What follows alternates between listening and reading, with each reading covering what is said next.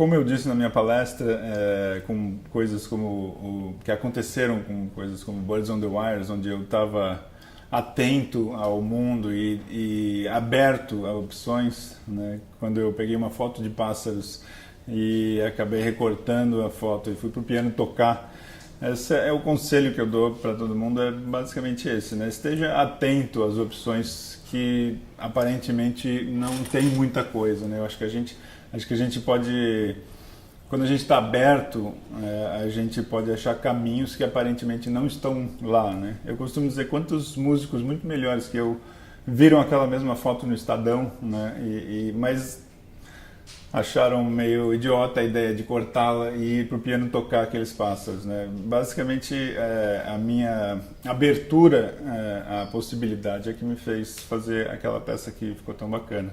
Então, meu conselho para todo mundo é que estejam abertos às opções, né? e às possibilidades o tempo inteiro, né? Alertas. Olá, agora eu vou falar aqui com Jarbas Agnelli, que é fundador e diretor do AD Studio. Tudo bom, Jarbas? Tudo bem. Legal te receber aqui. Tem muita coisa que você pode falar a respeito de criatividade, enfim, de comunicação, e é justamente a primeira pergunta que eu queria iniciar a nossa conversa. Qual que você acha que é... Você acha que a criatividade, ela conseguiu encontrar um espaço no nosso meio de produção? Assim, o meu meio de produção, a criatividade é o componente essencial, que é de publicidade. Eu nasci nesse meio, meu pai era publicitário, meu irmão é publicitário, eu tenho uma família de publicitários, meu tio era publicitário. E esse é o nosso alimento, né? É o que faz a profissão funcionar. Mas eu acho que a criatividade tem cada vez mais... está cada vez mais sendo necessária em todos os outros campos que a gente vive, né? Eu acho que ela acaba trazendo soluções para qualquer profissão, né? E principalmente num mundo onde as coisas mudam tão rápido, né? Onde a gente precisa de saídas, onde a gente precisa achar soluções para os negócios, como empreendedor, né, como gestor. Eu acho que você pode usar criatividade em qualquer área, né? Legal, eu acho curioso o fato da gente estar num evento que está falando de transformação, de tecnologia, enfim, e a relação da comunicação com a tecnologia não é necessariamente aquela de que quanto melhor a tecnologia, mais avançada, melhor a utilização dela. Estou lembrando do City of Samba, que utiliza tilt shift, que utiliza stop motion, né, que são técnicas antigas, né? Como é que você vê essa relação da tecnologia com a comunicação? Eu tenho uma relação engraçada com a tecnologia. Eu comecei a usar computador muito tempo atrás, em 82. Né? Eu comprei um VIC-20, depois tive um 1040 que tinha 1 MB de RAM. E eu não posso dizer que eu tinha menos criatividade naquela época porque as minhas ferramentas eram limitadas. Talvez até pelo contrário, né? Você tinha lá um computador simples, você tinha um teclado e uma bateria eletrônica e você tinha que fazer música com aquilo, né? Hoje em dia você tem uma miríade de opções, né? Você tem plugins, centenas de plugins no computador, cada plugin te dá milhares de sons. E isso não necessariamente traz criatividade, né? Então eu costumo dizer, e eu acho que isso é uma coisa que eu digo na palestra, que um pouco de limitação, né? Você pode ter todas as opções que a tecnologia te dá, mas você pode também ao mesmo tempo se impor limitações, e essas limitações ajudam a criatividade, né? Por exemplo, você falou do City of Samba. No City of Samba eu me impus uma limitação, eu falei, eu vou tentar pegar a percussão da escola de samba e transpor só para cordas, né? Só para violino, viola, cello e baixo. E isso foi uma limitação que acabou me fazendo criar uma música que eu não esperava, né? Ficou um samba meio dark, assim, algumas pessoas falam, mas isso não é samba, né? Mas tudo bem, é um samba alternativo que deu uma cara alternativa para um filme que já era alternativo, né? Que é a história do tilt shift. E talvez fosse uma música que eu não criasse se eu não tivesse me limitado, né? Então eu acho que nesse mundo de hoje, onde a gente tem sempre, onde as opções são trazidas como solução, né? Mais megabytes, mais velocidade, mais data, né? Mais linhas de código vão te trazer a solução. Eu acho que para a criatividade é legal ir na direção contrária, sabe? Você se coloca um limite, né? Você diz, eu tenho que criar isso aqui com essas ferramentas, ou tenho que criar isso aqui em uma semana, né? Isso acho que ajuda a criatividade. O processo da criatividade ele é alheio a isso, na verdade, né? Então, se você tiver um giz de cera, se você tiver um computador, você vai ter um exercício. E dentre esses mais de 30 anos que você está atuando com comunicação, né?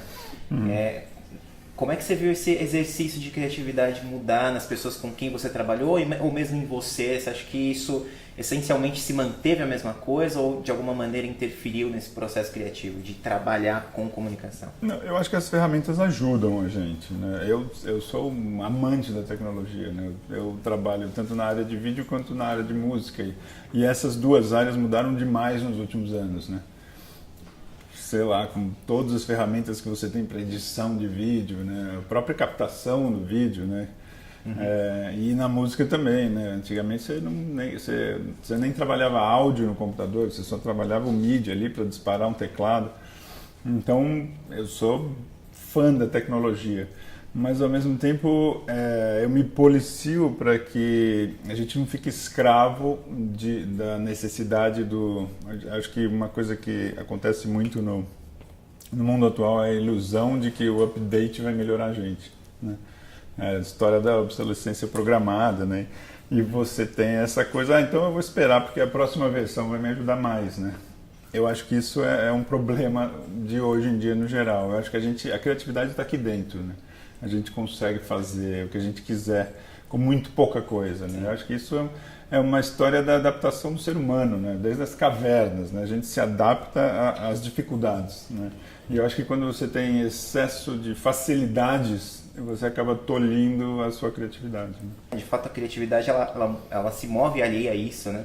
E você está falando, só me veio na cabeça o movimento punk, anos 70, em que você tinha, na verdade... né? Exatamente, você tinha uma carência de instrumentos, você tinha uma carência de cortes, uma carência de talento, né? Então, na verdade, você tinha de criar uma forma de se manifestar de forma diferente, né? E é super bacana, né? Eu não sou um músico de formação erudita, né? Eu não estudei música na faculdade, né? Ou seja, eu sei das minhas limitações como compositor, né?